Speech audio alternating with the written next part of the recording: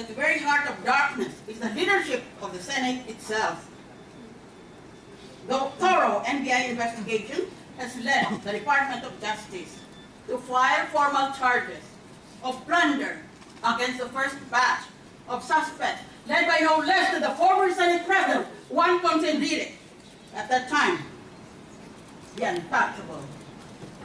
The Ombudsman is conducting preliminary investigation and has assured the public that justice will not be denied.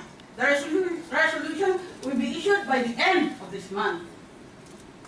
Notably, the Ombudsman has admitted receiving a memorandum of over 200 pages, pinpointing Enrile as the mastermind of plunder.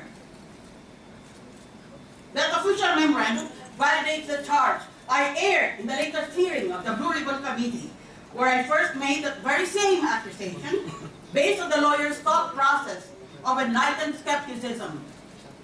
If he smarted against the accusation, Enrile could have requested for an additional hearing where he could be personally present and interpolate Janet Napoles, who appears to be his BFF, his best friend forever. But he chooses to keep away and to keep silent because he's immobilized by fear and humiliation. Instead of presenting evidence to the public of his hypocritical protestations of innocence, Enrile once again chose to steer public attention to what he hopes will be a diversion. The lies and black propaganda heard against me during the 1992 presidential campaign. This man, contrary to logic and common sense, hopes to evade criminal prosecution and public outrage over his plunder by resurrecting campaign dirt against me, which are over 21 years old. Demon Oldman, also known as Tanda, who next month, 2 months away, will be 90 years old.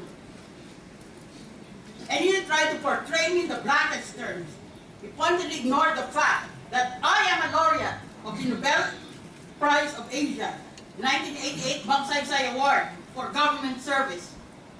According to the official citation, the award, quote, recognizes her bold and moral leadership in cleaning up a graft-ridden government agency, unquote. Media has noted that I am reportedly, quote, the most awarded Filipino public official, unquote, because I won such awards as TOIN, TOWNS, and UP's most outstanding law alumnus. Enrile never reached these levels of professional recognition. Instead, he spent his time on his tablet while the Senate is in session. Please feel free to compare my resume to his, since my biography appears in Wikipedia. This was not only bringing parliamentary debate to the lowest level, it is a violation of every canon of civility and decency in public discourse. Parliamentary rules strictly forbid arguments ad hominem, but my attacker delivered an entire speech by appealing to personal prejudices rather than to reason, and by attacking my character rather than my assertion that he is the mastermind of plunder.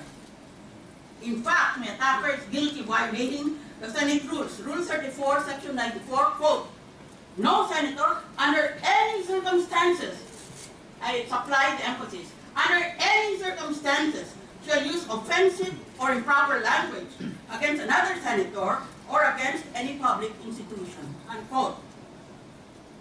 Under Rule 34, he has committed the offense of unparliamentary acts and language, and they just charge him with disorderly behavior with the Ethics or the Rules Committee, punishable by suspension for 60 days. And it is total lack of credibility. My attacker is the icon of shameless lying. Under President Ferdinand Marcos, he claimed that as Defense Secretary, he was ambushed, thus laying the ground for the imposition of martial law. Under President Corazon Aquino, he retracted and admitted that